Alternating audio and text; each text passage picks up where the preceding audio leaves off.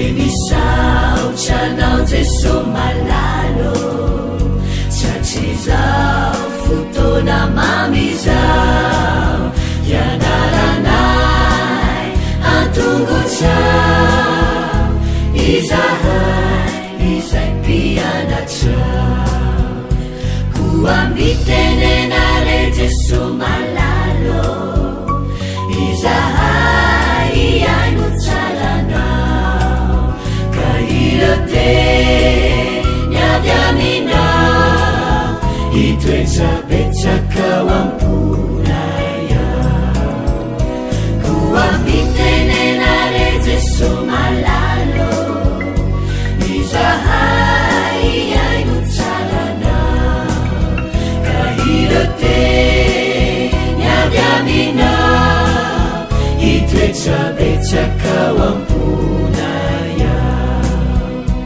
irate niavy aminao itoetrabetsakao amponaya.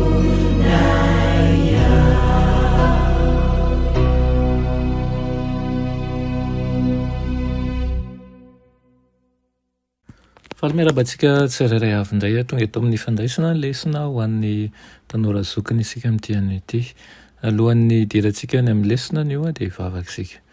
Ianay tsara indrisy-danitra moa raha velom-pisaranao izahay noho ny amin'ny fotoana izay omenao anay nio ahafahanay mandinga ny teninao.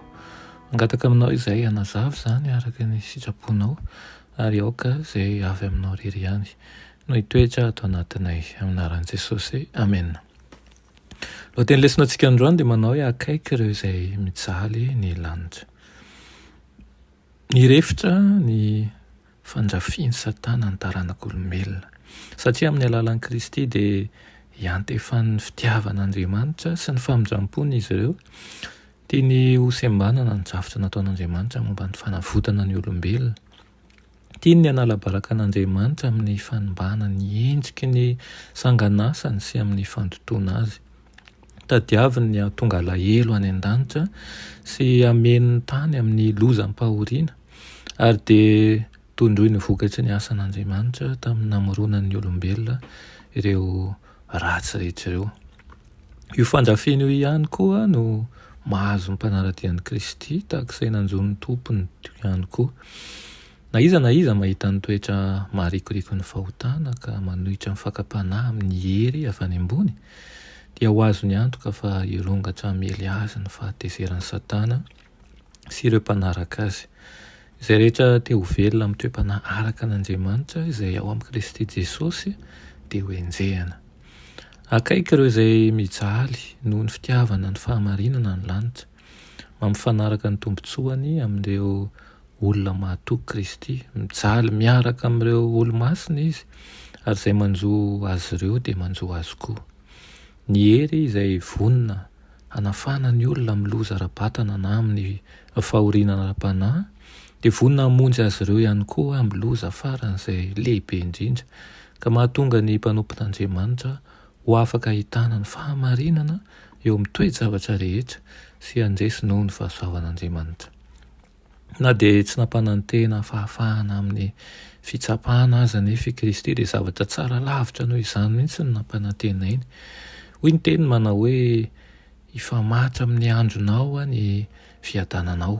Ampy ho anao izy ny fahasoavako fa ny heriko dia tanterahina amin'ny fahalemena. Any amin'ny fiainana ho avy dia hazava ireo zava-miafina izay nanahirana sy nanisy fanantenana antsika teto. Ho hitantsika fa anisan'ny fitaina lehibe indrindra niraisintsika ireo fivavahantsika toa tsy nisy valiny sy ireo fanantenana izay nafoitsika. Amin'ny fanomezana izay azon'ny lanitra rotsaka amin'ny olona dia ny fiarahana amin'i Kristy eo amin'ny fahoriana izay no tena toko mavesan-danja indrindra sy voninahitra tena ambony indrindra. Noho izany dia aoka hitoky ny amin'ny teny Kristy isika, hitoky amin'ireo fanantenana izay omeny, atoky azy fa ny zavatra rehetra miseho amintsika dia ahasoa izay tian'Andriamanitra hiseho amin'ny fiainantsika. Amen. Ianay tsara indrisy-danitra mbola misaotranao izahay noho ny amin'izany teninao izany. Misaotra Tompo izay manome fanantenananay ary koa raha very hevitra ny sasany aminay ny amin'ny valim-bavaka tsy mbola mivaly ny amin'ny fiainana mikorotana dia ampitoerao aminao ihany koa fa mahita ianao miaino ary mijery ianao ary mandamina izay rehetra mahasoanay ihany koa. Koa mangataka ny fanainao masina izay mba ho eo aminay mandrakariva hanoro anay sy hankahery anay amin'ny anaran'i Jesosy. Amen.